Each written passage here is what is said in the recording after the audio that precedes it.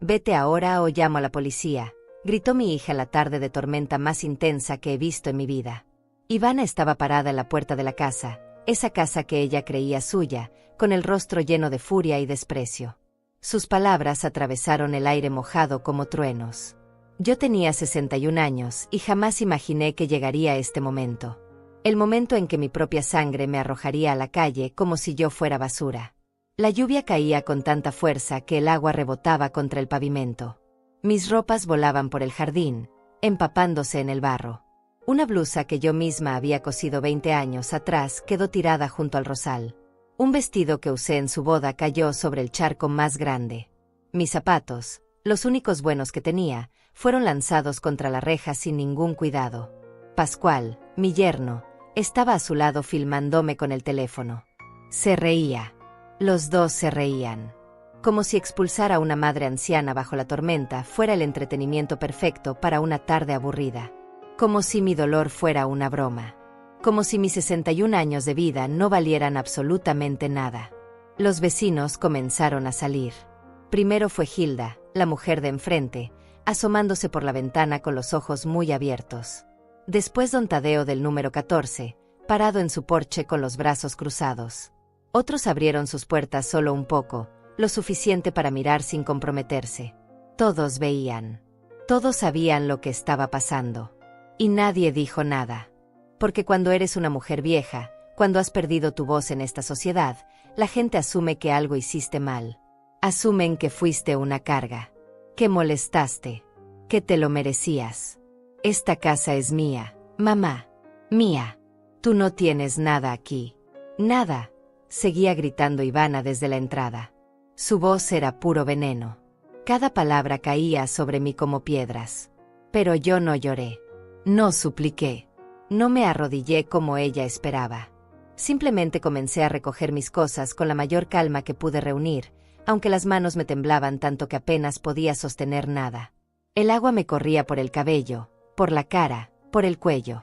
Mi ropa se pegaba al cuerpo. Sentía el frío hasta los huesos. Metí lo que pude en una bolsa de plástico que encontré tirada junto al portón. Una blusa. Un pantalón. Un suéter que ya no servía para nada porque estaba completamente mojado. Mis zapatos hacían ruido al caminar sobre el cemento empapado. Pascual seguía filmando. Escuché su risa otra vez, esa risa burlona que me perseguiría en mis pesadillas durante semanas. Ivana lo miraba de vez en cuando, buscando su aprobación, sonriendo cuando le devolvía la mirada. Eran un equipo perfecto. Unidos en la crueldad. Unidos en la ingratitud. Cuando terminé de recoger lo último, cuando ya no quedaba nada más que rescatar del jardín embarrado, me volteé hacia ellos. Ivana estaba parada en la entrada con los brazos cruzados, el mentón levantado, mirándome como si yo fuera una extraña. Como si no hubiera pasado noches enteras cuidándola cuando tenía fiebre. Como si no hubiera trabajado 3 empleos para pagarle la universidad. Como si no hubiera renunciado a mi propia vida para construir la suya. Entonces yo hice algo que ella no esperaba. Sonreí. Fue una sonrisa pequeña, tranquila, casi dulce. Y dije solo 2 palabras, con una calma que ni yo misma sabía que tenía dentro de mí. Sin problema. Ivana frunció el ceño. Eso la desconcertó. Esperaba lágrimas. Esperaba drama. Esperaba que yo cayera de rodillas y le rogara perdón por haber existido, por haber sido su madre, por haber ocupado espacio en su preciosa casa. Pero no lo hice. Simplemente me di la vuelta y comencé a caminar bajo la lluvia, alejándome de esa puerta, de esa casa, de esa hija que ya no reconocía. El agua seguía cayendo con fuerza. Mis pasos eran lentos pero firmes. No miré atrás. No les di el placer de verme rota. Caminé hasta la esquina, donde llamé un taxi. El conductor me miró extrañado al ver mi estado, pero no preguntó nada. Solo me llevó a un pequeño hotel a 3 kilómetros de distancia. Uno barato, de esos donde no preguntan mucho y aceptan efectivo. Pagué por 3 noches. Subí a la habitación. Cerré la puerta con llave. Y solo entonces, cuando estuve completamente sola, me permití temblar. Me senté en la cama y miré mis manos mojadas, arrugadas, cansadas. Manos que trabajaron toda una vida.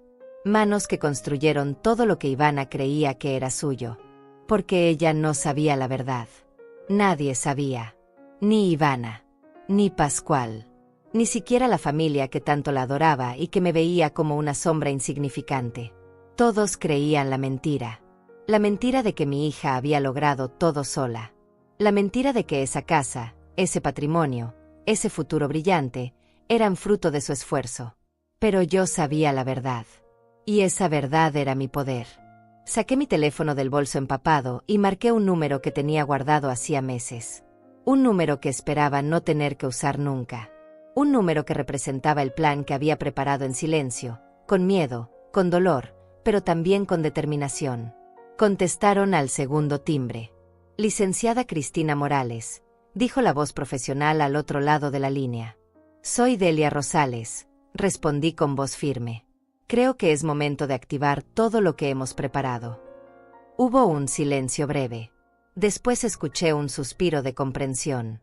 ¿Está segura, señora Delia? Una vez que iniciemos esto, no hay vuelta atrás. Miré por la ventana del hotel. La lluvia seguía cayendo. Pensé en la risa de Pascual. Pensé en los gritos de Ivana. Pensé en mis ropas tiradas en el barro. Pensé en los vecinos mirando sin hacer nada. Pensé en todos los años que sacrifiqué. En todas las veces que me tragué el orgullo. En todas las humillaciones que soporté en silencio. Estoy completamente segura, dije. Hágalo todo. Exactamente como lo planeamos. Perfecto. Mañana por la mañana presentaré los documentos ante el juez. En menos de 72 horas, todo estará en marcha. Colgué el teléfono y lo dejé sobre la cama. Afuera, la tormenta comenzaba a calmarse. El cielo seguía oscuro, pero la lluvia era menos violenta. Me quité la ropa mojada y me metí bajo la ducha caliente del hotel. El agua tibia me recorrió el cuerpo, llevándose el barro, el frío, pero no el dolor. Mientras el vapor llenaba el baño, cerré los ojos y respiré profundo. Algunas horas después, la policía tocaría la puerta de mi hija. Solo que ellos no vendrían a buscarme a mí. Ellos vendrían para arrestar a los criminales que invadieron mi casa. Para entender cómo llegué hasta ese momento, debo regresar 21 años atrás. Al día en que mi mundo se derrumbó por completo y tuve que reconstruirlo con mis propias manos. Yo tenía 40 años cuando Alfredo, mi esposo, murió en un accidente de tránsito. Fue una mañana de martes. Salió temprano al trabajo como siempre y nunca regresó. Un camión lo golpeó en la autopista. Murió instantáneamente, me dijeron los médicos. Como si eso hiciera que doliera menos. Como si saber que no sufrió pudiera llenar el vacío que dejó en mi vida. Ivana tenía 11 años. Era una niña delgada, de ojos grandes y asustados, que lloraba todas las noches preguntando por su papá. Yo dormía en el suelo junto a su cama, sosteniendo su mano, diciéndole que todo estaría bien. Pero la verdad es que ni yo misma lo creía. Alfredo era conductor de autobús. Ganaba lo justo para mantenernos. No teníamos ahorros significativos. No teníamos propiedades. No teníamos nada más que una pequeña renta mensual de $500 que apenas alcanzaba para la comida. La compañía de seguros nos dio $10,000 por su muerte. $10,000 por una vida entera. Por un esposo. Por un padre. Por el hombre que amé desde los 18 años. Todos me decían que usara ese dinero con cuidado. Que lo guardara. Que lo hiciera durar. Pero yo sabía que $10,000 no duran nada cuando tienes una hija que criar, una renta que pagar, comida que comprar, ropa que necesitar. Sabía que si no hacía algo diferente, ese dinero desaparecería en menos de un año y quedaríamos en la calle. Así que tomé una decisión. Una decisión que cambiaría todo. Usé $5,000 para comprar una máquina de coser industrial y material para trabajar. Me dediqué a la costura. Trabajaba desde las 5 de la mañana hasta las 11 de la noche, 7 días a la semana. Cosía uniformes escolares, vestidos para fiestas, arreglos de ropa. Cualquier cosa que me pagaran. Mis dedos sangraban del trabajo constante. Mis ojos ardían de la falta de sueño. Pero no paraba. Los otros $5,000 los guardé. Cada centavo que ganaba cosiendo lo ahorraba también. Vivíamos con lo mínimo. Comíamos frijoles y arroz casi todos los días. No comprábamos ropa nueva. No salíamos a ningún lado. Ivana usaba los uniformes que yo misma le cosía con retazos sobrantes. Todo, absolutamente todo, iba directo a una cuenta de ahorros. La familia de Alfredo me criticaba. Decían que estaba volviendo loca a la niña con tanta pobreza, que debíamos vivir mejor, disfrutar un poco. Pero yo sabía lo que hacía. Yo tenía un plan. Durante 3 años viví así, trabajando sin parar, ahorrando cada dólar posible. Ivana crecía viendo a su madre trabajar hasta el agotamiento. Le expliqué 1000 veces por qué vivíamos así. Le dije que estaba construyendo un futuro para las dos, que todo este sacrificio valdría la pena. Ella asentía, pero en sus ojos veía vergüenza. Vergüenza de nuestra casa pequeña. Vergüenza de su ropa remendada. Vergüenza de tener una madre costurera.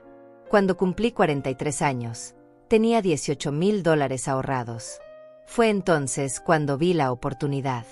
Una casa vieja en un barrio modesto estaba en venta por $25,000. El dueño necesitaba vender rápido. Estaba en mal estado, necesitaba reparaciones, pero yo vi su potencial. Pedí un préstamo de $7,000 usando mi máquina de coser y mi historial de trabajo como garantía. El banco casi se ríe de mí. Una viuda costurera pidiendo un préstamo. Pero insistí tanto que finalmente aceptaron, con intereses altísimos. Compré esa casa. La primera propiedad de mi vida. Tenía 43 años y por fin era dueña de algo. Pasé 6 meses arreglándola yo misma. Aprendí a pintar, a reparar grifos, a cambiar enchufes. Contraté ayuda solo para lo esencial. Cada peso importaba. Cuando terminé, la renté por $800 mensuales. Después de pagar la hipoteca del préstamo, me quedaban $300 de ganancia. No era mucho, pero era un inicio. Seguí trabajando en la costura. Seguí ahorrando. Seguí viviendo con lo mínimo. Y 3 años después, compré una segunda propiedad. Luego una tercera. Después una cuarta. Cada propiedad la compraba en mal estado, la arreglaba, la rentaba. El dinero de las rentas lo reinvertía en más propiedades. Ivana tenía 17 años cuando compré la quinta casa. Para entonces, yo ya tenía un ingreso mensual de casi $3,000 solo de rentas. Pero seguíamos viviendo en la misma casa pequeña. Seguíamos cuidando cada centavo. Porque yo sabía que esos $3,000 eran nuestra seguridad. Nuestro futuro. La educación de mi hija. Fue en ese momento cuando tomé la decisión que cambiaría todo. La decisión de la que hoy me arrepiento con cada fibra de mi ser. Ivana había sido aceptada en la universidad para estudiar Derecho. Era brillante, aplicada, tenía sueños enormes. Pero me dijo algo que me rompió el corazón. Me dijo que tenía vergüenza de decir que su mamá era costurera, que sus compañeros se burlaban, que se sentía menos que los demás. Yo quería protegerla de ese dolor. Quería que se sintiera orgullosa. Quería que tuviera lo que yo nunca tuve. Así que hice algo que pensé que era amor, pero que resultó ser mi mayor error. Compré una casa grande, hermosa, en un barrio exclusivo. Costó $150,000. Usé todo lo que había ahorrado como enganche y saqué una hipoteca por el resto. Era una casa de 3 pisos, con jardín amplio, cerca de la universidad. Una casa donde Ivana podría recibir a sus amigos sin vergüenza. Y aquí viene mi error más grande. El error que me perseguiría durante años. Puse la casa a nombre de Ivana. Pensé que así ella se sentiría segura. Que tendría patrimonio propio. Que su futuro estaría garantizado. Le dije que era su casa, que yo solo la había ayudado a conseguirla, que era su recompensa por ser tan buena estudiante. Ivana lloró de felicidad ese día. Me abrazó. Me dijo que era la mejor madre del mundo. Y yo me sentí completa. Sentí que todos los sacrificios habían valido la pena. Pero nunca le dije toda la verdad. Nunca le dije que yo pagaba la hipoteca cada mes con el dinero de mis rentas. Nunca le dije que yo seguía trabajando en la costura para cubrir los gastos. Nunca le dije que esa casa, aunque estaba a su nombre, era producto de 20 años de mi sangre, mi sudor, mis lágrimas. Dejé que ella creyera que lo había logrado por mérito propio. que era su recompensa natural por ser inteligente, que el éxito simplemente llegaba a quienes lo merecían. Y esa mentira que construí por amor, se convirtió en el monstruo que me devoraría años después. Los años en la universidad transformaron a Ivana en alguien que yo ya no reconocía. O tal vez siempre fue así y yo simplemente no quise verlo. Tal vez el monstruo siempre estuvo ahí, esperando el momento perfecto para salir. Al principio todo parecía normal. Ivana estudiaba derecho, sacaba buenas calificaciones, traía amigas a la casa. Yo seguía trabajando en mi pequeño taller de costura que había montado en el sótano. Seguía pagando la hipoteca, los servicios, la comida, todo. Pero ahora lo hacía en silencio, casi escondida, porque Ivana me pidió que no le dijera a nadie que yo era costurera. Mamá, por favor, cuando vengan mis amigas, no menciones en qué trabajas. Di que eres inversionista o algo así, me dijo un día con voz suplicante. Yo acepté. Porque una madre siempre acepta cuando su hija le pide algo. Incluso cuando ese algo es negar tu propia existencia. Las amigas de Ivana llegaban a la casa y me veían como parte del mobiliario. Yo les servía café, les preparaba bocadillos, limpiaba después de sus reuniones. Ellas ni siquiera me daban las gracias. Simplemente asumían que yo era la empleada. Y mi hija nunca las corrigió. Fue durante el tercer año de universidad cuando Ivana conoció a Pascual. Él estudiaba administración de empresas en una universidad privada más cara. Venía de una familia con dinero, o al menos eso aparentaban. Su padre tenía un negocio de importaciones que apenas funcionaba, pero ellos vivían como si fueran millonarios. Pascual era guapo, arrogante, y trataba a todo el mundo con ese desprecio típico de quien cree que nació superior. Desde el primer día que lo vi, supe que era un problema. Pero Ivana estaba enamorada. O más bien, estaba enamorada de la idea de estar con alguien como él. Mamá, Pascual viene de una familia muy importante. Su papá tiene contactos increíbles. Esto puede ser muy bueno para mi carrera, me dijo emocionada. Yo solo asentí. Ya no me pedía mi opinión. Solo me informaba de sus decisiones. Pascual comenzó a quedarse en la casa con más frecuencia. Primero venía a estudiar. Luego se quedaba a cenar. Después empezó a pasar los fines de semana completos. Nunca pidió permiso. Nunca ofreció ayudar con los gastos. Simplemente se instaló como si la casa fuera un hotel de 5 estrellas. Y lo peor de todo es que me trataba como si yo fuera la sirvienta. Me pedía que le preparara el desayuno, que le lavara su ropa, que le planchara sus camisas. Y cuando yo lo hacía, ni siquiera me miraba a los ojos para dar las gracias. Señora Delia, la camisa quedó mal planchada. ¿Puede hacerla de nuevo?, me decía con ese tono condescendiente que me hacía sentir pequeña. Ivana nunca lo defendió. Nunca le dijo que yo era su madre, no su empleada. Se quedaba callada, sonriendo, feliz de tener un novio que la hacía sentir importante. Un día, Pascual y su familia vinieron a cenar a la casa. Eran 6 personas. Su padre, Tadeo Duarte, un hombre gordo con voz fuerte que hablaba de negocios que nunca funcionaban. Su madre, Olga, una mujer delgada y amargada que criticaba todo con la mirada. Sus 2 hermanos, igual de arrogantes que él. Yo preparé la cena completa. Trabajé desde las 2 de la tarde hasta las 7 de la noche cocinando. Hice 3 platos diferentes, postre, bebidas especiales. Puse la mesa con el mantel más bonito que tenía. Encendí velas. Todo perfecto.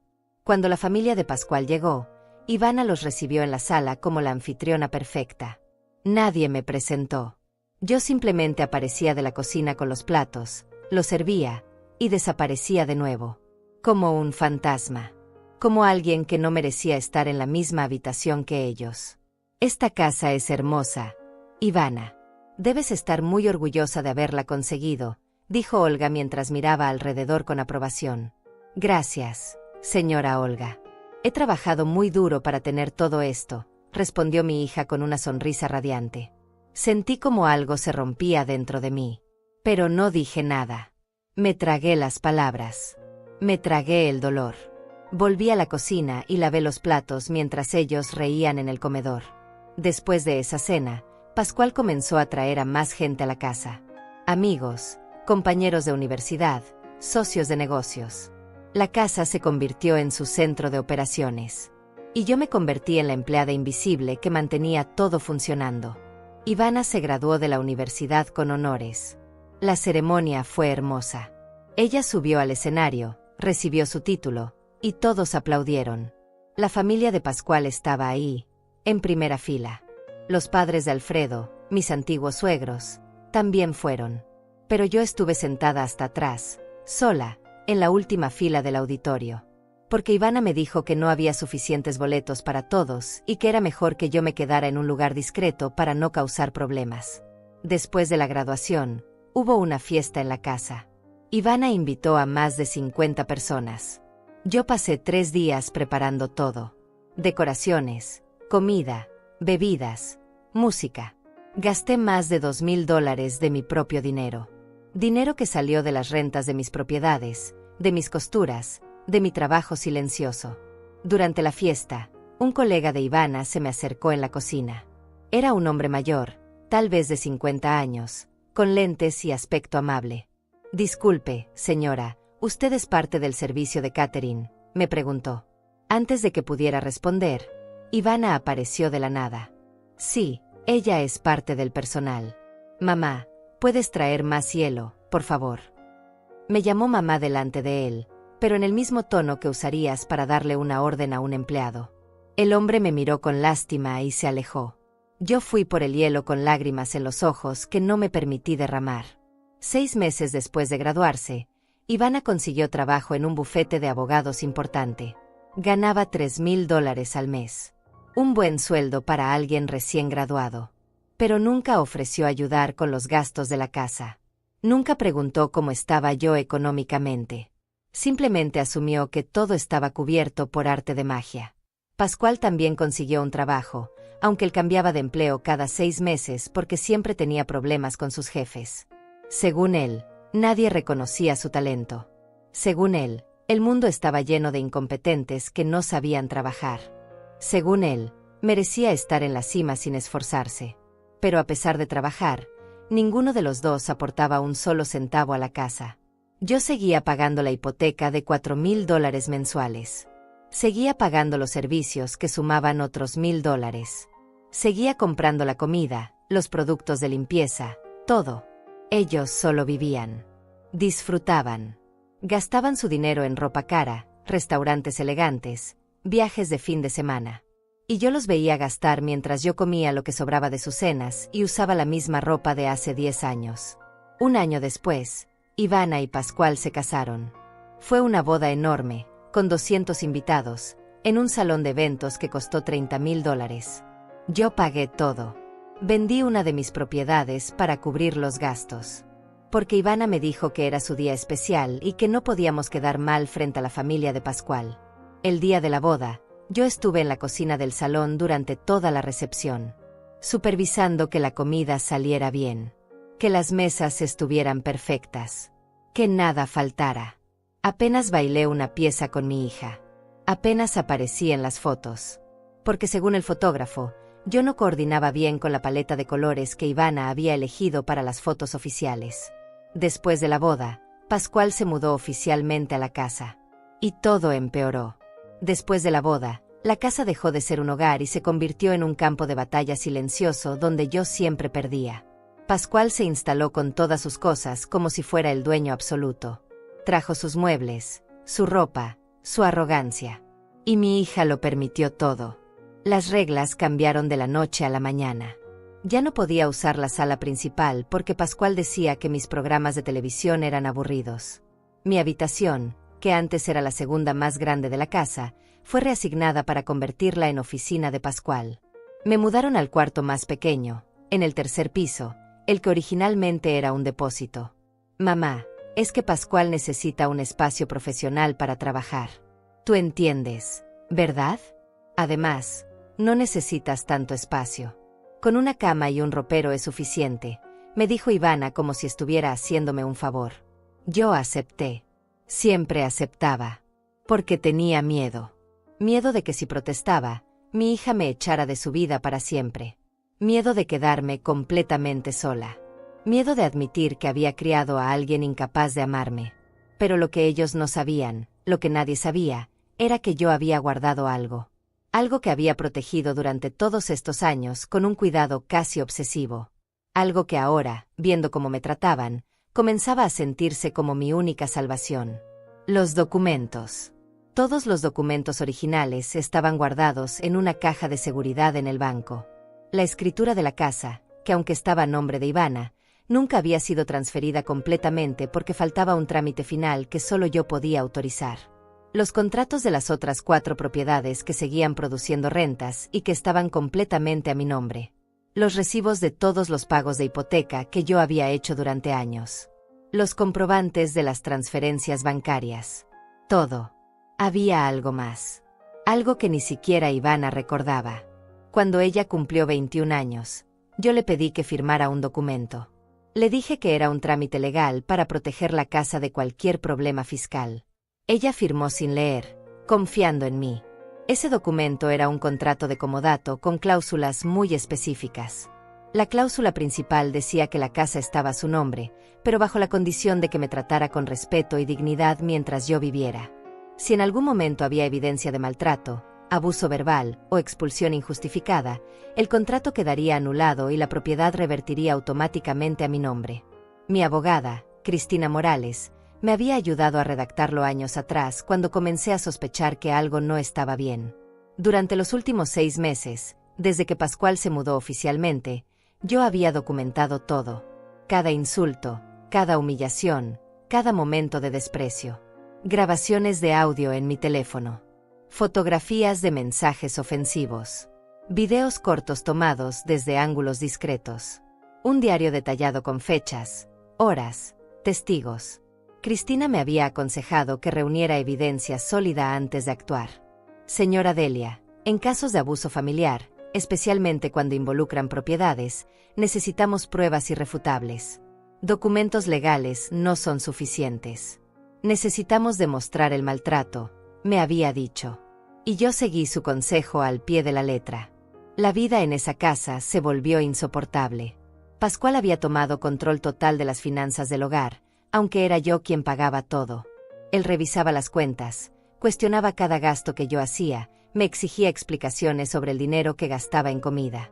Delia, ¿por qué gastaste $200 en el supermercado esta semana? Eso es demasiado. Necesitas aprender a administrar mejor, me decía frente a Ivana, quien asentía como si él tuviera razón. Lo que ellos no sabían era que esos $200 eran míos. Salían de mi cuenta, de mi trabajo, de mis propiedades. Pero yo no decía nada.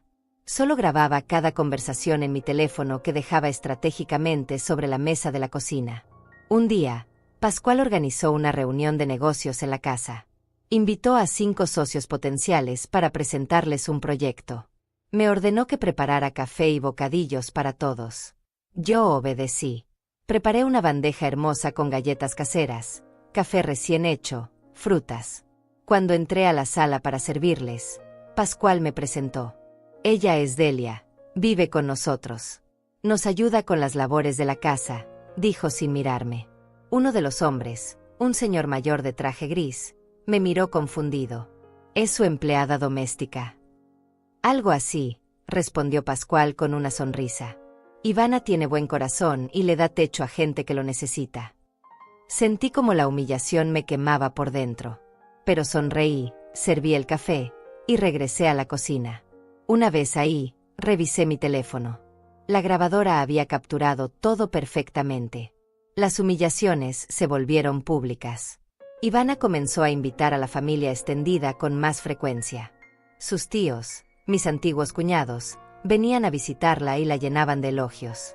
Ivana, esta casa es preciosa. Eres tan exitosa, tan inteligente. Tu padre estaría tan orgulloso, le decía mi cuñada Mariana cada vez que venía. Nadie mencionaba mi nombre. Nadie preguntaba por mí. Yo simplemente aparecía para servir la comida y desaparecía después. Como un espíritu. Como alguien que no existía realmente. Pero yo seguía documentando. Seguía guardando evidencias. Seguía reuniéndome en secreto con Cristina cada 2 semanas en un café alejado de la casa. Señora Delia, esto es suficiente para presentar el caso.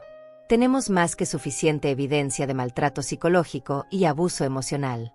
Podemos activar la cláusula del contrato ahora mismo, me dijo Cristina en nuestra última reunión antes de la tormenta. Todavía no, respondí. Necesito estar completamente segura.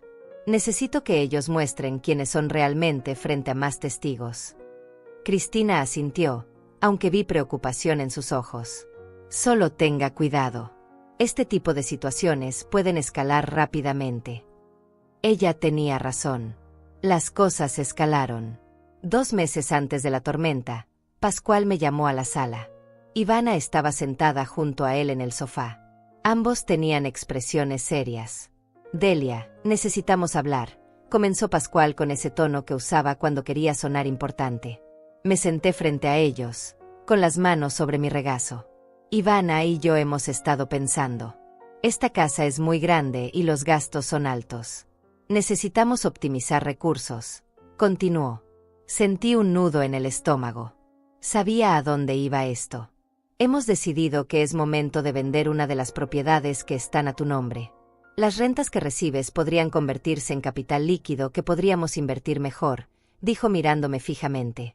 ¿Cuáles propiedades?, pregunté, aunque sabía perfectamente a qué se refería. Las 4 casas que rentas. Creemos que sería mejor venderlas y poner ese dinero en un fondo de inversión que yo puedo manejar. Así todos ganamos, explicó con una sonrisa que no llegaba a sus ojos. Esas propiedades son mi sustento. Son mi jubilación, respondí con voz tranquila. Mamá, no seas egoísta. Estamos tratando de ayudarte. Pascual entiende de finanzas mucho mejor que tú. Confía en nosotros, intervino Ivana. Necesito pensarlo, dije levantándome. No hay mucho que pensar, Delia. Es lo mejor para todos. Mañana traeremos los papeles para que firmes, concluyó Pascual. Esa noche llamé a Cristina y le conté todo. Bajo ninguna circunstancia firme nada, señora Delia. Esto es un intento claro de despojo patrimonial. Si firma, perderá todo lo que construyó durante años, me advirtió con firmeza. Al día siguiente, Pascual llegó con documentos, papeles oficiales, contratos de venta, poderes notariales. Todo listo para que yo firmara. Solo necesitamos tu firma aquí, aquí y aquí, dijo señalando las líneas. No voy a firmar, respondí con calma. El rostro de Pascual cambió completamente. La máscara de amabilidad cayó. ¿Cómo que no vas a firmar? No voy a vender mis propiedades. Delia, no seas ridícula. Esas propiedades no te sirven de nada. No voy a firmar nada, repetí con voz firme, aunque por dentro sentía cómo me temblaban las piernas. Pascual tiró los documentos sobre la mesa con violencia. El ruido hizo eco en toda la sala. Ivana, que hasta ese momento había permanecido callada, se levantó del sofá con el rostro rojo de furia. Mamá, ¿qué te pasa? Estamos tratando de ayudarte y tú siempre pones problemas, gritó con una voz que nunca le había escuchado antes. No necesito esa ayuda, respondí tratando de mantener la calma. Claro que la necesitas. Eres una vieja que no sabe nada de finanzas. ¿Qué vas a hacer con esas casas? ¿Crees que puedes manejarlas para siempre? Eres un desastre, mamá. Siempre lo has sido. Las palabras de mi hija me atravesaron como cristales. Pascual se acercó a mí con pasos lentos, intimidantes. Se paró frente a mí, mirándome desde arriba con desprecio absoluto. Escúchame bien, Delia. Vas a firmar esos papeles tarde o temprano. Porque aquí tú no tienes voz ni voto. Esta es la casa de Ivana. Estas son nuestras decisiones. Y tú solo eres alguien que vive aquí por caridad. Su aliento llegaba hasta mi cara. Pascual, por favor. Intenté retroceder, pero mi espalda chocó contra la pared. Por favor, nada. Estoy cansado de tu actitud. Cansado de que te comportes como si fueras dueña de algo. No eres dueña de nada. ¿Me escuchas? Nada. Escupió las palabras con odio. Ivana no lo detuvo. Se quedó parada junto al sofá, con los brazos cruzados, viendo cómo su esposo me acorralaba contra la pared. Su silencio fue peor que cualquier insulto. Logré escapar hacia mi cuarto. Cerré la puerta con seguro y me quedé ahí durante horas, temblando. Saqué mi teléfono y escuché la grabación que había capturado. Cada palabra quedó registrada perfectamente. Cada amenaza. Cada insulto. Le envié el archivo a Cristina por mensaje. Esto es abuso verbal y intimidación. Ya podemos proceder legalmente cuando usted lo decida, me respondió en minutos.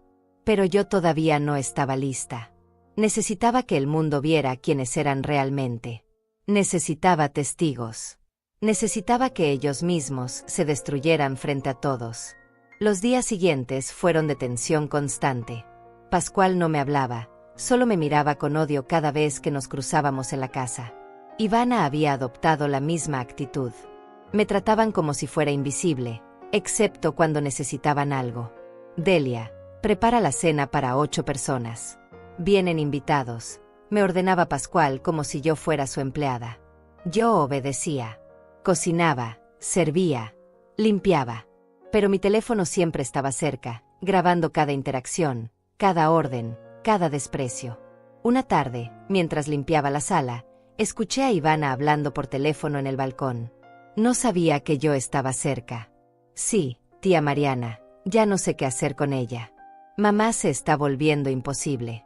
No quiere cooperar con nada. Pascual dice que tal vez deberíamos pensar en llevarla a una residencia para ancianos, decía mi hija con un tono casual, como si estuviera hablando del clima. Sentí como el mundo se detenía. Una residencia para ancianos. Querían deshacerse de mí completamente. No, no está enferma ni nada. Es solo que ya no encaja aquí. La casa es nuestro espacio, y ella está siempre en medio. Además, necesitamos ese cuarto que usa para convertirlo en gimnasio, continuó Ivana. Grabé cada palabra. Cada sílaba de esa conversación quedó guardada en mi teléfono. Esa noche no pude dormir. Me quedé despierta mirando al techo, pensando en cómo había llegado hasta aquí. En cómo la bebé que amamanté, la niña que cuidé cuando tenía fiebre, la joven a quien le pagué la universidad, se había convertido en esta persona que planeaba encerrarme en una residencia. A la mañana siguiente, Pascual entró a la cocina mientras yo preparaba el desayuno. No me saludó. Solo se sentó y comenzó a revisar su teléfono. Necesito que firmes estos papeles hoy, dijo arrojando un sobre amarillo sobre la mesa. ¿Qué papeles son?, pregunté. Un poder notarial. Ivana y yo necesitamos acceso completo a todas tus cuentas bancarias para ayudarte a administrar mejor tu dinero. Obviamente no sabes hacerlo tú sola, respondió sin levantar la vista de su teléfono. Abrí el sobre. Efectivamente, era un poder notarial amplísimo. Si firmaba eso, ellos tendrían control total sobre todo mi patrimonio. Sobre mis cuentas. Sobre mis propiedades. Sobre mi vida entera. No voy a firmar esto, dije dejando el sobre la mesa. Pascual levantó la vista lentamente. Sus ojos tenían un brillo peligroso. Perdón. Que no voy a firmarlo. Se levantó tan rápido que la silla cayó hacia atrás con estruendo.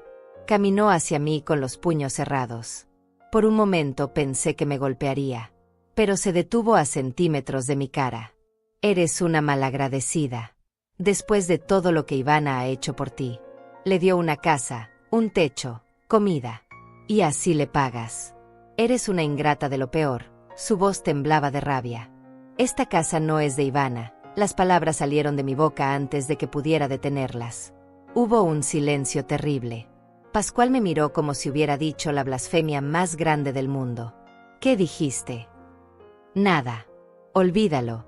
Traté de retroceder. No, no, no. Repite lo que dijiste. Me agarró del brazo con fuerza.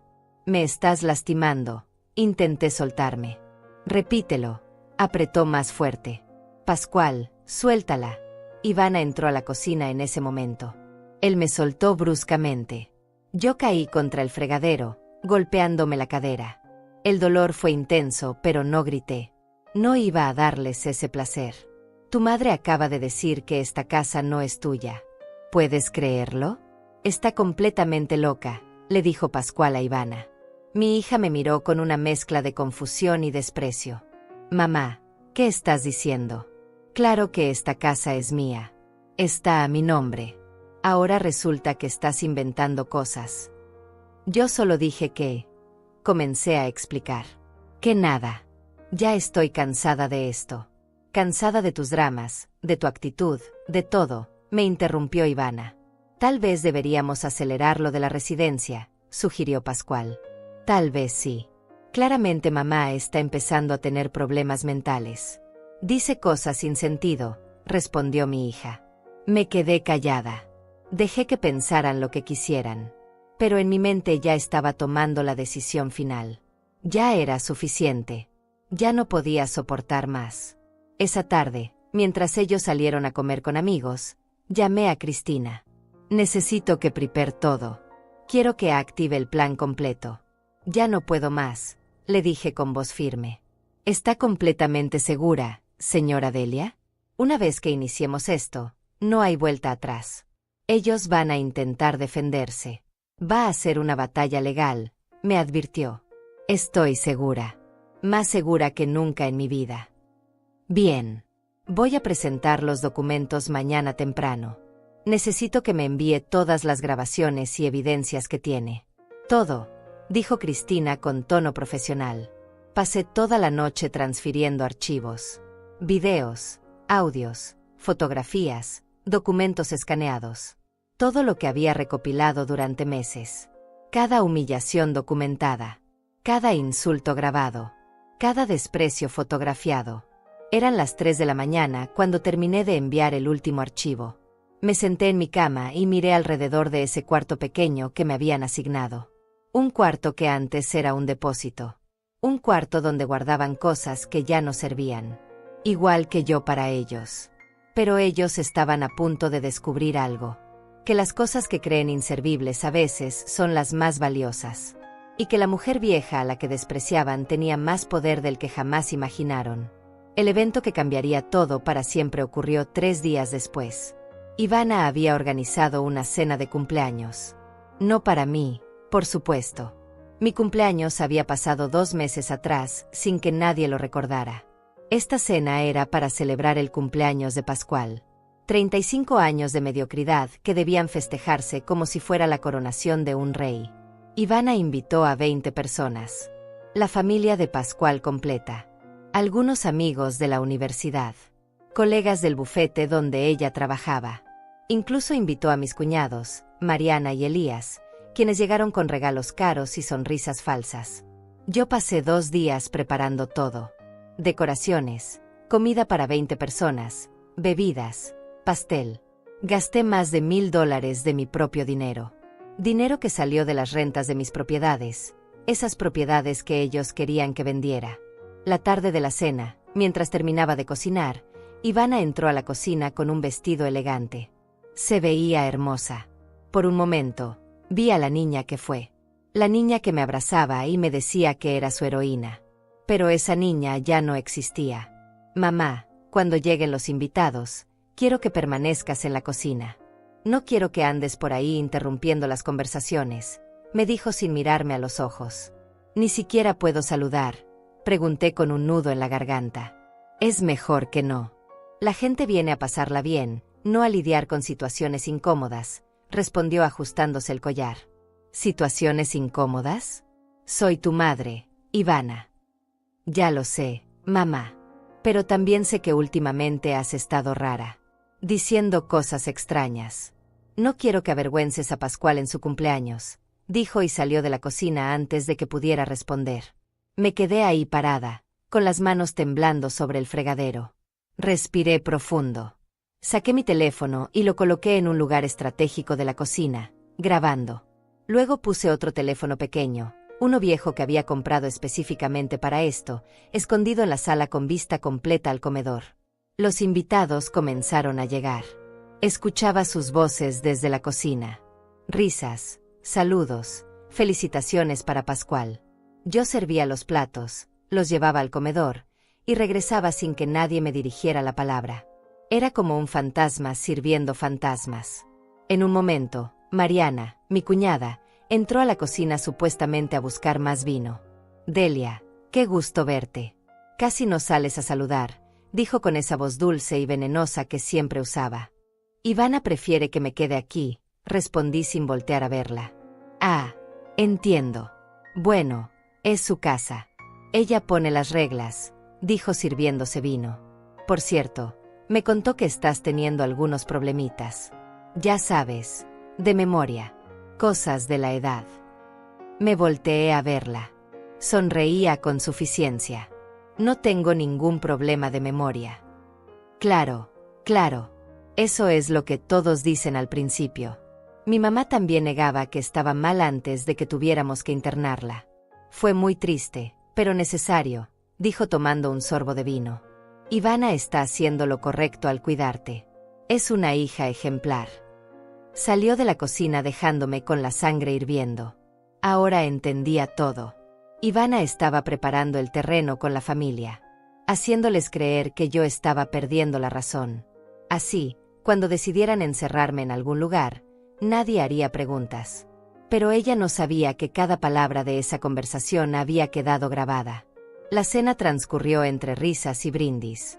Desde la cocina escuchaba cómo todos felicitaban a Pascual por su éxito, por su inteligencia, por su futuro brillante. Nadie mencionaba que había cambiado de trabajo 4 veces en 2 años.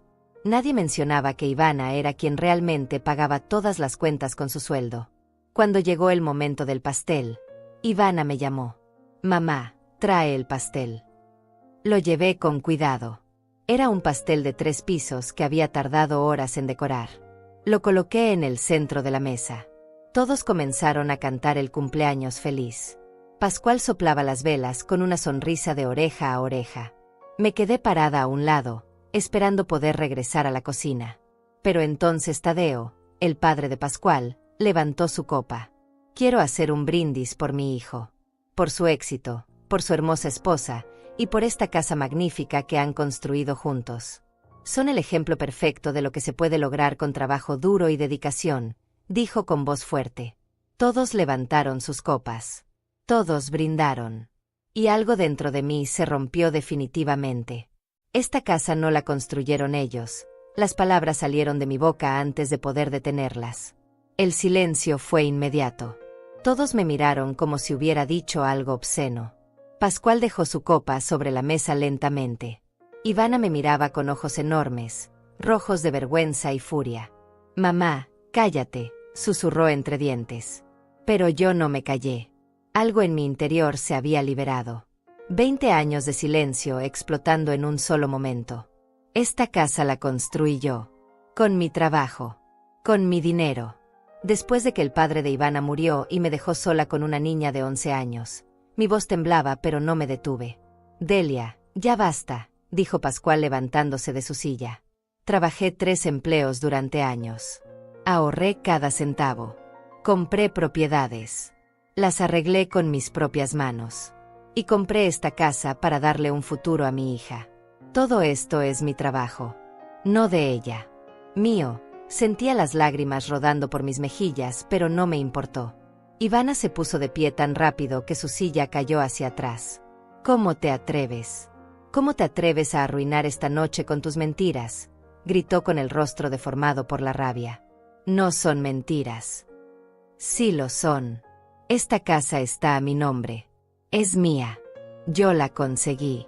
Yo trabajé para tenerla, seguía gritando mientras los invitados nos miraban incómodos. La pusiste a tu nombre porque yo te lo di. Pero yo la pagué. Cada mensualidad. Cada servicio. Todo. Mi voz era más firme ahora. Pascual caminó hacia mí con pasos furiosos. Me agarró del brazo con violencia. Escúchame bien, vieja loca. Vas a subirte a tu cuarto ahora mismo y vas a quedarte callada. Ya causaste suficiente daño. Me arrastraba hacia las escaleras. Suéltame. Intenté zafarme. Pascual, sácala de aquí. No quiero verla más, gritó Ivana. Algunos invitados comenzaban a murmurar. Mariana se levantó como si fuera a intervenir, pero Elías la detuvo. Don Tadeo miraba la escena con una sonrisa cruel, disfrutando del espectáculo. Pascual me arrastró hasta la puerta principal. Abrió la puerta de un golpe. Afuera había comenzado a llover. Una tormenta se aproximaba, el cielo estaba oscuro y el viento soplaba con fuerza. Vete ahora o llamo a la policía, gritó Ivana desde el comedor. Ivana, por favor, supliqué. Que te vayas. No quiero verte más aquí. Esta casa es mía. ¿Entiendes? Mía. Tú no tienes nada. Nada. Su voz era pura histeria. Pascual subió corriendo a mi cuarto. Escuché ruidos, cajones abriéndose, cosas siendo tiradas. Bajó con mis pocas pertenencias en sus brazos. Mi ropa, mis zapatos, algunos objetos personales. Todo lo arrojó por la puerta hacia el jardín donde la lluvia comenzaba a caer con más fuerza. No, por favor. Está lloviendo, grité. Pero él no se detuvo. Siguió subiendo y bajando, vaciando mi cuarto completo. Cada prenda de ropa terminaba en el barro. Mis zapatos, mis suéteres, las pocas fotografías que conservaba. Todo destruyéndose bajo la lluvia que ahora caía con violencia. Los vecinos comenzaron a salir. Hilda, la señora de enfrente, estaba en su ventana con las manos en la boca. Don Tadeo del número 14 grababa todo con su teléfono desde su porche.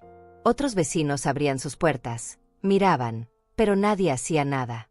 Los invitados de la cena salieron también, atraídos por el escándalo.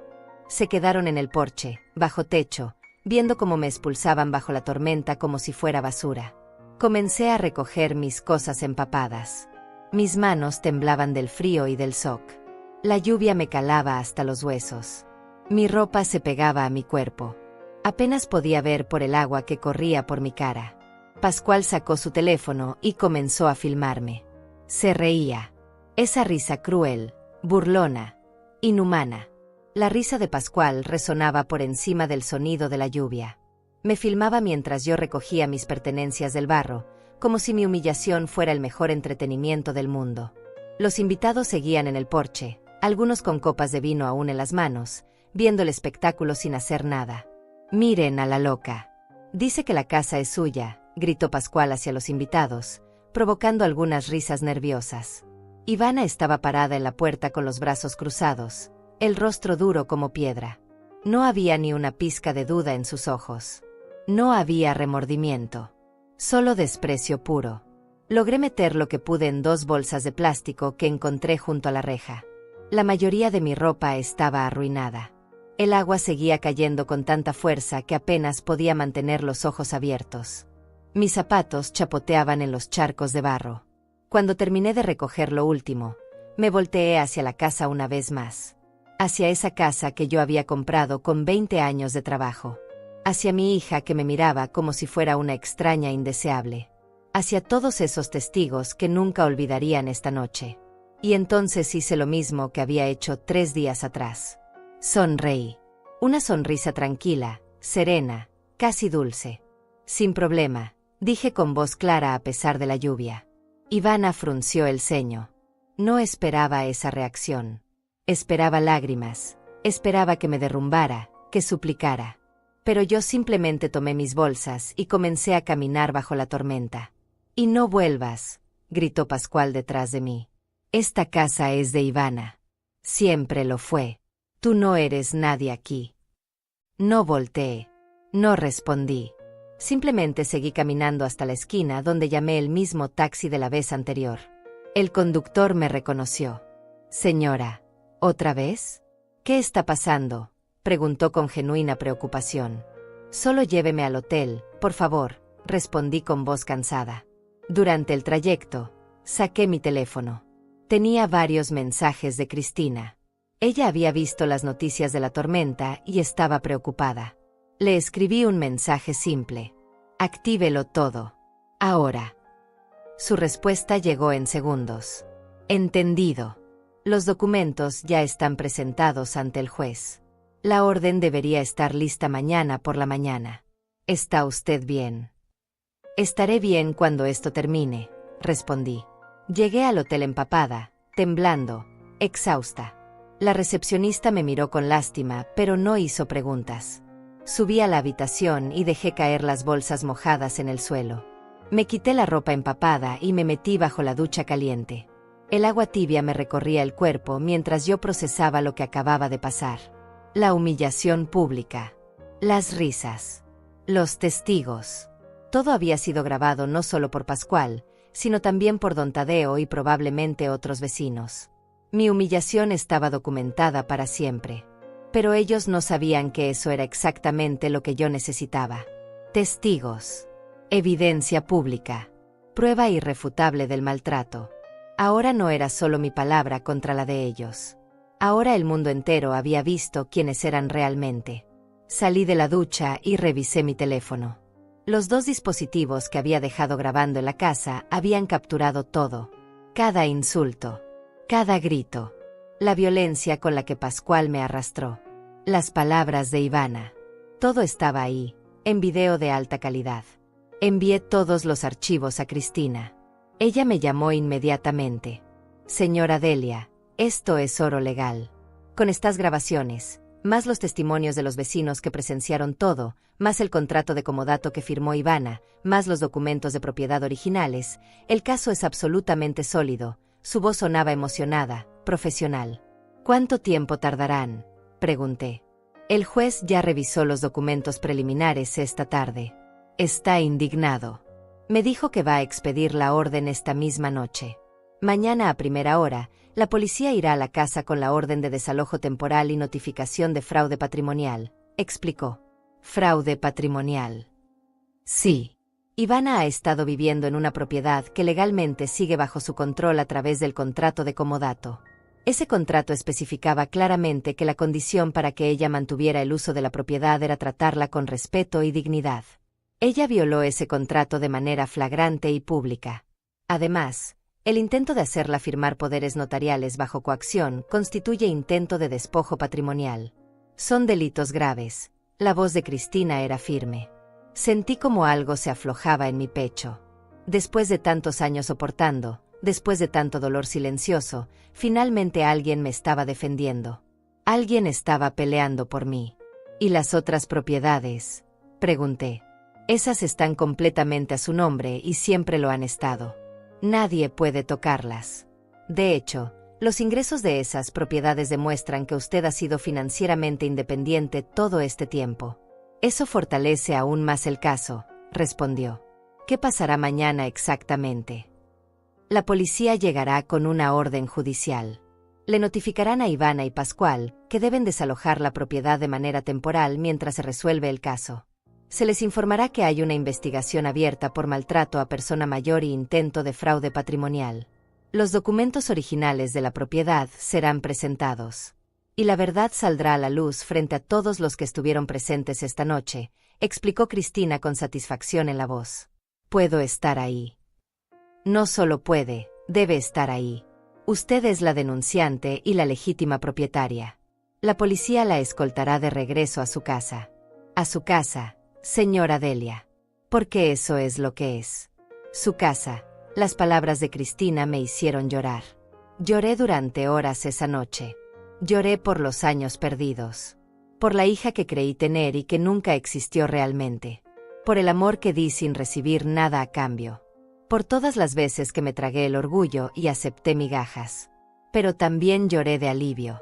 Porque finalmente, después de tanto tiempo siendo invisible, alguien me veía.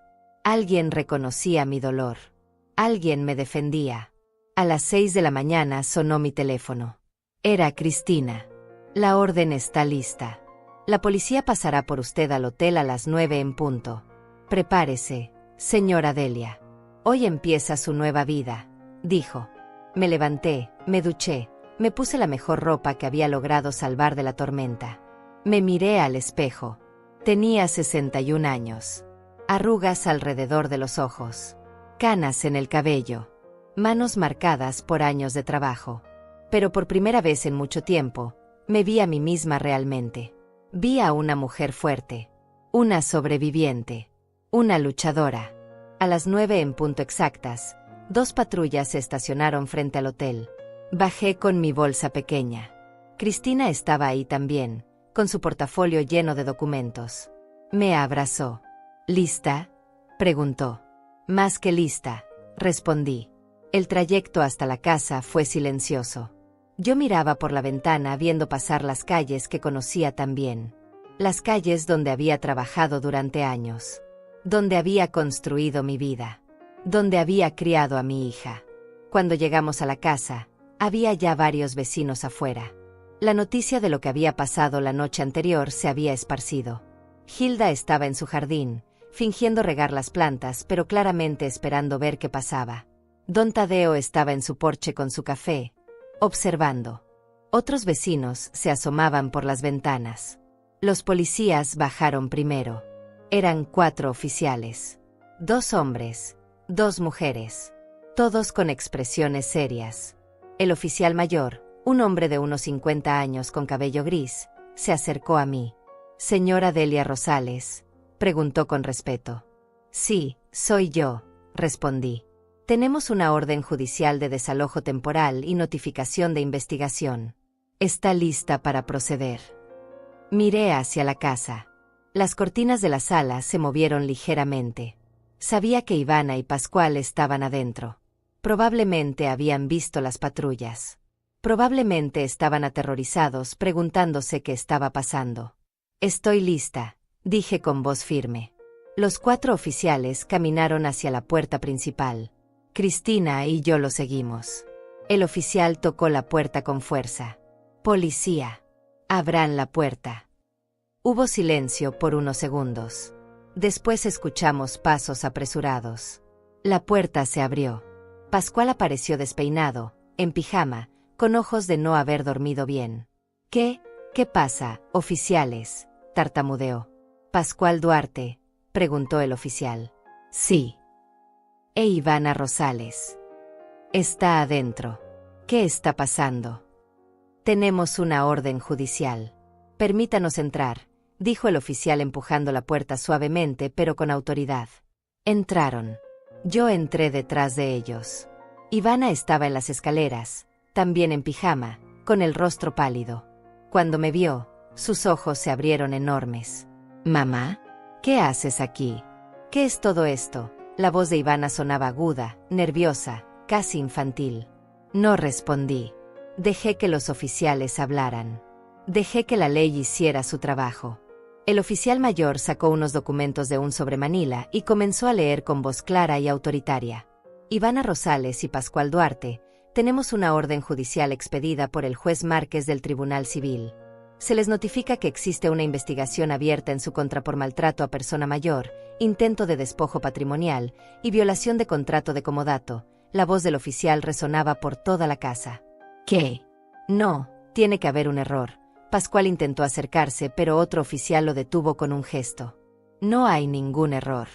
Esta propiedad, ubicada en Avenida Los Pinos número 243, está registrada bajo un contrato de comodato a nombre de Ivana Rosales, pero con cláusulas específicas de uso condicionado. La propietaria legal y titular original es la señora Delia Rosales», continuó el oficial. Ivana se agarró del barandal de las escaleras. Su rostro pasó del pálido al rojo intenso. «Eso no puede ser. Esta casa es mía. Está a mi nombre. Yo tengo los papeles». Su voz comenzaba a quebrarse. Cristina dio un paso adelante, abrió su portafolio y sacó varios documentos. «Tiene papeles de un contrato de comodato que firmó hace 7 años. Un contrato que le permitía vivir en esta propiedad bajo condiciones específicas de respeto y dignidad hacia la señora Delia Rosales. Violó ese contrato de manera flagrante. Tenemos evidencia en video de la expulsión violenta que usted y su esposo ejecutaron anoche bajo la tormenta». La voz de Cristina era profesional, fría, demoledora. «Eso es mentira. Ella estaba causando problemas. Estaba diciendo locuras frente a nuestros invitados», gritó Pascual. «¿Locuras? ¿Decir la verdad es una locura?», preguntó Cristina sacando más documentos. «Tenemos los registros bancarios de los últimos 20 años. Cada pago de hipoteca de esta casa fue hecho por la señora Delia desde su cuenta personal. Cada servicio, cada reparación, cada gasto. Todo pagado por ella». «No, eso no puede ser». Ivana bajó las escaleras tambaleándose. «Yo pagaba mi parte. Yo trabajaba». «Trabajaba, sí. Pero su salario lo gastaba en usted misma. En su ropa, sus viajes, sus restaurantes. Nunca aportó un solo centavo a esta casa». Cristina colocó estados de cuenta sobre la mesa de la sala. «Aquí están las pruebas. 20 años de transferencias bancarias desde las cuentas de la señora Delia. Pascual se acercó a la mesa y comenzó a revisar los documentos con manos temblorosas. Podía ver cómo su rostro cambiaba conforme leía. La arrogancia se convertía en confusión. La confusión en shock. El shock en pánico. Además, continuó el oficial, tenemos múltiples grabaciones de audio y video donde ustedes dos amenazan, insultan y coaccionan a la señora Delia para que firme documentos de cesión de sus otras propiedades. Eso constituye intento de fraude patrimonial. ¿Grabaciones? ¿Qué grabaciones?, preguntó Ivana con voz débil. Cristina sacó su tablet y reprodujo uno de los videos. Era la escena en la cocina donde Pascual me acorralaba contra la pared, gritándome que no era dueña de nada. El audio era perfectamente claro. Escúchame bien, Delia. Vas a firmar esos papeles tarde o temprano. Porque aquí tú no tienes voz ni voto. Esta es la casa de Ivana. Estas son nuestras decisiones. Y tú solo eres alguien que vive aquí por caridad. La voz de Pascual saliendo de la tablet sonaba aún más cruel y despiadada. Ivana se llevó las manos a la boca. Las lágrimas comenzaron a rodar por sus mejillas. Tenemos 17 grabaciones similares, dijo Cristina apagando el video.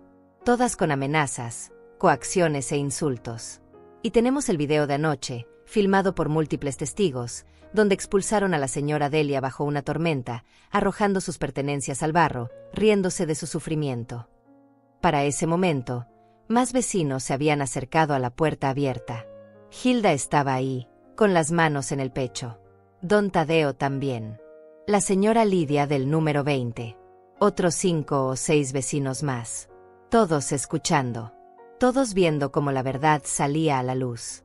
Por lo tanto, continuó el oficial mayor, se les ordena desalojar esta propiedad de manera temporal mientras se desarrolla la investigación legal. Tienen 2 horas para recoger sus pertenencias esenciales.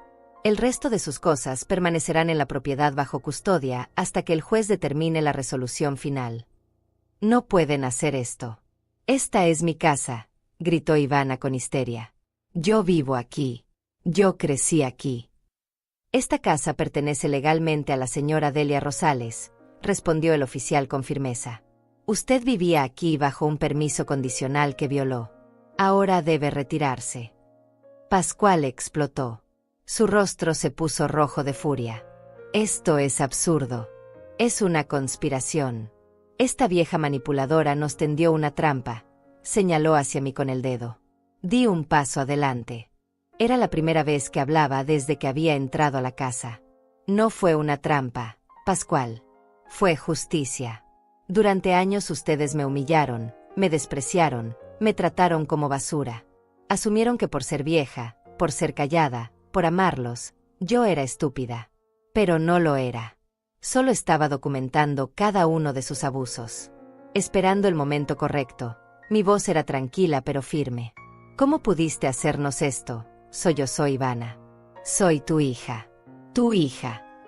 Y tú eres mi madre, respondí sintiendo como algo se quebraba en mi interior. Pero me trataste peor que a una empleada. Me hiciste invisible. Negaste mi existencia frente a tus amigos. Intentaste robarme lo que construí con 20 años de trabajo. Me arrojaste a la calle bajo la tormenta. Y me preguntas cómo pude hacerte esto. Las lágrimas corrían por mi rostro, pero mi voz no temblaba. Yo te di todo. Mi juventud, mi fuerza, mi vida entera. Trabajé hasta sangrar para que tú tuvieras un futuro. Y tú me pagaste con desprecio. Continué. Pero yo no sabía, intentó decir Ivana. No sabías porque nunca preguntaste. Nunca te importó saber. Asumiste que todo lo que tenías era por tu propio mérito. Que tu éxito era solo tuyo. Que yo era solo un estorbo que soportabas por lástima. La interrumpí. El silencio en la sala era absoluto. Los oficiales nos miraban con expresiones que mezclaban profesionalismo con humanidad.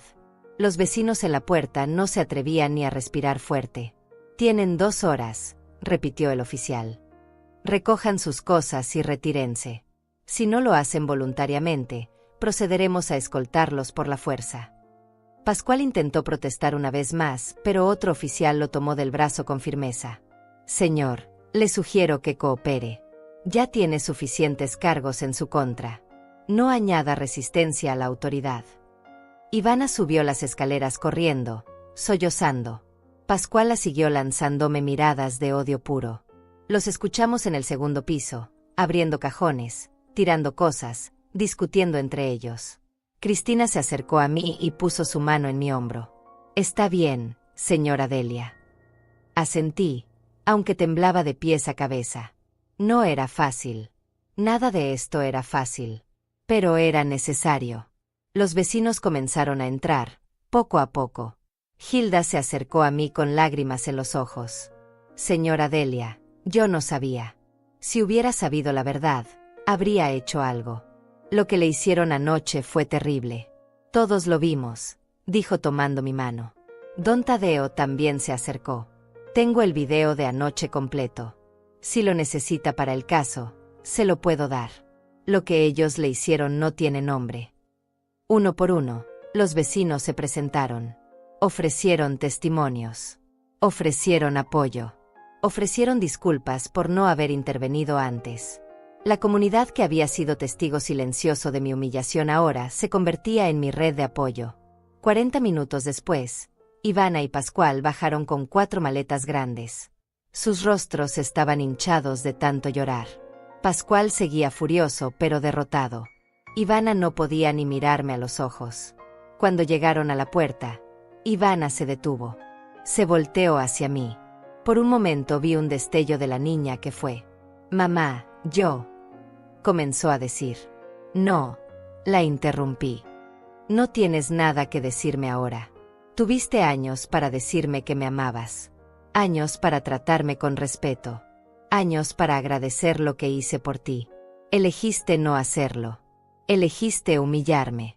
Ahora vive con esa elección». Ivana salió de la casa llorando. Pascual la siguió arrastrando las maletas con furia contenida. Los vecinos los vieron partir en silencio. Nadie les ofreció ayuda. Nadie les mostró simpatía. La verdad había salido a la luz y ahora todos sabían quiénes eran realmente. Cuando las patrullas se fueron y la casa quedó finalmente vacía, me quedé parada en medio de la sala. Mi sala. Mi casa. El lugar que había construido con 20 años de sacrificio y que casi pierdo por amor mal entendido. Cristina se quedó conmigo esa tarde, ayudándome a procesar todo. Me explicó los siguientes pasos legales, los plazos, las audiencias.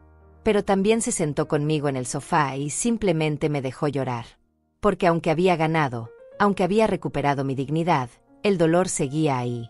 El dolor de saber que mi propia hija me había traicionado de la manera más cruel posible. 3 días después, Ivana intentó llamarme. No contesté. Me envió mensajes. Los borré sin leer. Pascual intentó acercarse a la casa, pero los oficiales que custodiaban temporalmente la propiedad lo alejaron. Estaban desesperados. Habían perdido todo en cuestión de horas. Una semana después, recibí una llamada de Mariana, mi cuñada. Su voz sonaba distinta. Humilde. Arrepentida. Delia, necesito pedirte perdón. Ivana nos mintió a todos. Nos hizo creer que tú estabas perdiendo la razón, que la casa era de ella, que tú vivías de su caridad. No sabíamos la verdad. Si lo hubiéramos sabido, sollozaba del otro lado de la línea. ¿Habrían hecho algo diferente?, pregunté con voz cansada. Hubo un silencio largo. No lo sé. Pero debí haber preguntado. Debí haber investigado. Lo siento, respondió. Acepté sus disculpas, pero no las olvidé. El daño estaba hecho. La familia que debió protegerme me había abandonado porque era más fácil creerle a la joven exitosa que a la vieja invisible. 2 semanas después, se llevó a cabo la audiencia judicial. El juez Márquez revisó toda la evidencia. Los videos, las grabaciones, los documentos financieros, los testimonios de los vecinos. Su veredicto fue claro y contundente. La casa volvía completamente a mi nombre. El contrato de comodato quedaba anulado por violación de sus cláusulas. Ivana y Pascual debían pagar una indemnización de $50,000 por daños emocionales y maltrato. Además, se les prohibía acercarse a mí por un periodo de 2 años. Pero lo más importante, lo que realmente cambió todo, fue lo que el juez dijo al final de la audiencia. Este caso representa una de las injusticias más dolorosas que he visto en mi carrera. Una madre que sacrificó su vida entera por su hija, solo para ser desechada como basura cuando ya no era conveniente. La señora Delia Rosales no solo tiene derecho a recuperar su propiedad, tiene derecho a recuperar su dignidad. Y este tribunal se la devuelve oficialmente el día de hoy. Sus palabras resonaron en toda la sala. Ivana no asistió a la audiencia. Envió a un abogado que intentó negociar, pero no había nada que negociar.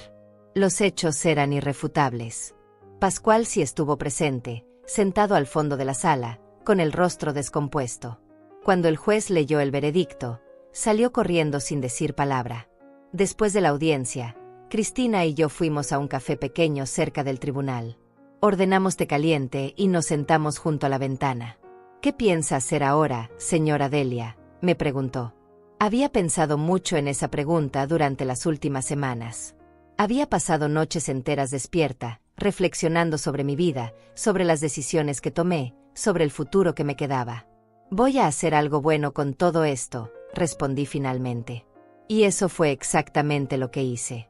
Usando el dinero de las rentas de mis propiedades, más la indemnización que Ivana y Pascual tuvieron que pagarme, creé un proyecto que había estado gestándose en mi mente durante años. Una fundación para mujeres mayores en situación de vulnerabilidad. Convertí 2 de mis propiedades en hogares temporales para mujeres de más de 60 años que habían sido abandonadas o maltratadas por sus familias. Les ofrecía techo, comida, apoyo legal y, sobre todo, dignidad. Un lugar donde pudieran reconstruirse sin ser juzgadas, sin ser invisibles. La primera mujer en llegar fue Olga, una señora de 67 años que había sido expulsada por su hijo después de vender su casa para pagarle la universidad. Su historia era dolorosamente similar a la mía. Lloró durante horas el día que llegó, no podía creer que alguien la estuviera ayudando sin pedir nada a cambio. «¿Por qué hace esto por mí?», me preguntó entre lágrimas. «Porque sé lo que se siente ser invisible. Y nadie merece sentirse así», respondí abrazándola. En 6 meses, había ayudado a 12 mujeres, cada una con su propia historia de traición familiar, de abuso, de abandono. Cada una buscando recuperar la dignidad que les habían robado. Y yo estaba ahí para ayudarlas, porque finalmente había encontrado mi propósito. La casa grande, la que había causado tanto dolor, la mantuve. Pero ya no vivía sola en ella. Contraté a Hilda, mi vecina, como administradora del proyecto. Don Tadeo se ofreció como voluntario para hacer reparaciones. Otros vecinos donaban comida, ropa, tiempo. La comunidad que había sido testigo de mi humillación ahora era parte de mi redención. Ivana intentó contactarme varias veces durante ese primer año. Cartas largas pidiendo perdón. Mensajes de voz llorando. Incluso intentó presentarse en la casa una vez, pero el oficial de seguridad que había contratado no la dejó pasar. Pascual, por otro lado, desapareció. Según escuché, se divorciaron 3 meses después del juicio. Él la culpaba a ella por todo. Ella lo culpaba a él. La verdad es que ambos eran igualmente responsables. Un día, exactamente 1 año después de aquella tormenta, recibí una carta certificada. Era de Ivana. No la abrí de inmediato. La dejé sobre la mesa durante 2 días, mirándola, preguntándome si quería saber lo que decía. Finalmente la abrí.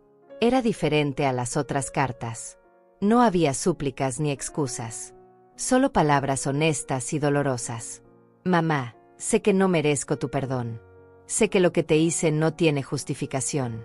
He pasado este año en terapia, tratando de entender cómo me convertí en la persona que fui. ¿Cómo pude ser tan cruel con la mujer que me dio todo? No tengo respuesta. Solo sé que estaba tan obsesionada con aparentar éxito, con demostrarle al mundo que era importante, que perdí de vista lo que realmente importaba. Perdí de vista el amor.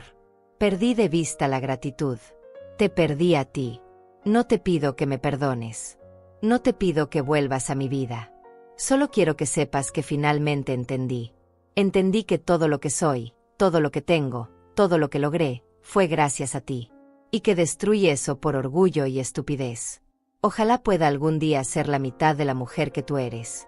Te amo, aunque ya no tenga derecho a decírtelo. Ivana».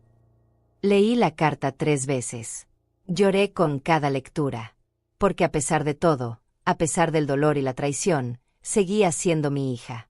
Y el amor de madre no se borra, aunque se rompa, aunque duela, aunque todo parezca perdido. No respondí la carta. No todavía. Tal vez algún día. Tal vez cuando el tiempo haya sanado las heridas más profundas. Tal vez cuando pueda mirarla sin sentir el dolor de aquella noche bajo la tormenta. Pero ese día no había llegado aún. Mientras tanto, seguí adelante con mi vida. Con mi proyecto. Con mi propósito. Cada mujer que ayudaba era una pequeña victoria contra la injusticia. Cada sonrisa que lograba arrancarles era una prueba de que la dignidad puede recuperarse. De que nunca es tarde para defenderse. De que ser vieja no significa ser inútil o invisible. En mi cumpleaños número 62, las 12 mujeres del proyecto me organizaron una fiesta sorpresa. Decoraron la casa con flores, cocinaron mi comida favorita, me cantaron las mañanitas. Olga me regaló un cuadro que había pintado. Era un retrato mío, pero no como me veía en el espejo. Me pintó como ella me veía. Fuerte, digna, hermosa. Usted nos salvó a todas, dijo con lágrimas en los ojos. Nos devolvió la vida. No, respondí abrazándola. Ustedes me salvaron a mí. Me demostraron que todavía hay bondad en este mundo. Que todavía vale la pena luchar. Esa noche, sola en mi habitación, miré por la ventana hacia el jardín donde una vez mis ropas fueron arrojadas al barro. Donde una vez fui humillada frente a todos.